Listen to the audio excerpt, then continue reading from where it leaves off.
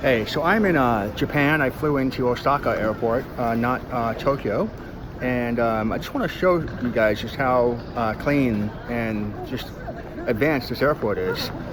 You've got a mini mart that's right behind me, all the way in the back, which is a really nice touch. It's the second floor. You've got restaurants. Right behind me, you'll see a sign, and actually it goes all the way to the third floor. I'm on the second floor. So there's two schools of thought, or probably more than two schools, when it comes to infrastructure. The first school of thought says that, I'm going to walk over to the family mart. First school of thought says that you can never have too much infrastructure. First of all, because it provides a lot of people, different people within your country with a lot of jobs. And in other words, you want to have a blue-collar ethos in your culture, and you get that through honest infrastructure work.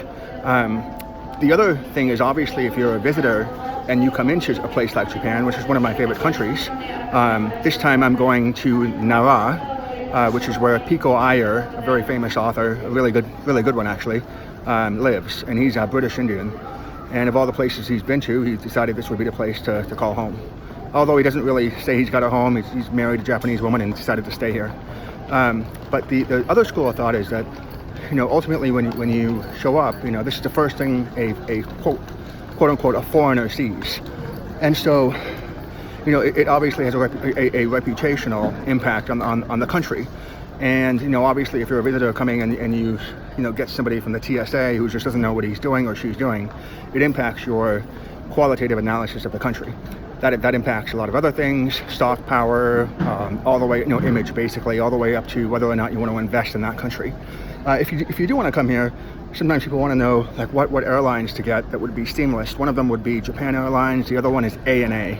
I also saw a new one, just called Peach, right outside. So a couple of things. The second school of thought is actually you can have too much infrastructure. China would be an example of that, where they have empty airports. They have tons of infrastructure. That's how they've managed to essentially move up the value chain. The problem is they've got too much infrastructure now, and there's this sort of criticism that the government is taking on too much debt, and as a result, you've got an imbalanced economy, especially on the local level, where there may not be sufficient checks and balances on what you call SOEs, state-owned enterprises.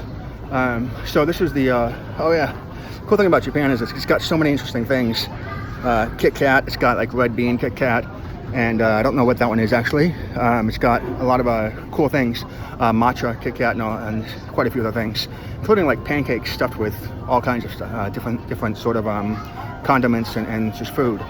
So I've had a great experience here so far. Like I said, it's always considered the second airport in a country when you're visiting. You never know; it might actually end up being less busy and more chill. More relaxed than the major cities. That's been my experience for sure in the U.S. and in a lot of places. Indonesia, for example, Semarang has the newest airport, even though it's not necessarily the biggest or the most well-known. I think that the Singaporeans are advancing in terms of infrastructure building and relationships as well. And obviously, one of the reasons Japan has been doing so well is because its political system is quite stable. Abe, ABE, I think has been a pillar in this country. He just won, whereas a lot of Western democracies are experiencing problems. Abe has essentially managed to avoid any missteps and create, as you can see, a balanced infrastructure. And when I came in, I basically thought this was a new airport, but I asked a question, and I was told that actually they're just remodeling, and they remodel slowly. Like every year they sort of pick a project and get it done. So interesting system, and I'm looking forward to checking out this different city in Japan.